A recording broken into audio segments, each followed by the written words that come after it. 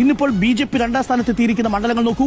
പാലക്കാട്, മലമ്പുഴ, തിരുവല്ല, കാസർഗോഡ്, മഞ്ചേശ്വരം, ആറ്റിങ്ങൽ എന്ന് പറയുന്ന മണ്ഡലം വളരെ പ്രധാനപ്പെട്ടതാണ്. ജയിപ്പിച്ചു വിട്ട കഴക്കൂട്ടം മണ്ഡലം പ്രധാനപ്പെട്ടതാണ്.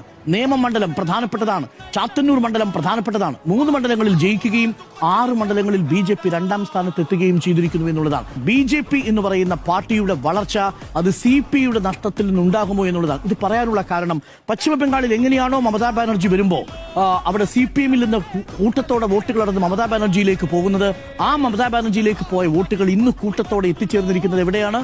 BJPയിലാണ് എന്നുള്ളതാണ്. BJPയുടെ വളർച്ച CPMന്റെ തളർച്ചയിലാകും എന്നുള്ളതാണ് സംഭവിക്കാൻ പോകുന്നത്. മറ്റൊരു പ്രധാനപ്പെട്ട കാര്യം UDFന്റെ പ്രധാനപ്പെട്ട വോട്ട് ബാങ്കുകളിൽ നിന്ന് ഇനിയിപ്പോ BJPക്ക് അടുത്ത വളർച്ച ഉണ്ടാകാൻ പോകുന്നത് CPMൽ ഇപ്പോഴും നിൽക്കുന്ന അല്ലെങ്കിൽ ചോർന്നു പോയിരിക്കുന്ന വോട്ട് ബെൽറ്റുകളിലാണ് കടന്നു കയറാൻ പോകുന്നത് എന്നുള്ളതാണ്.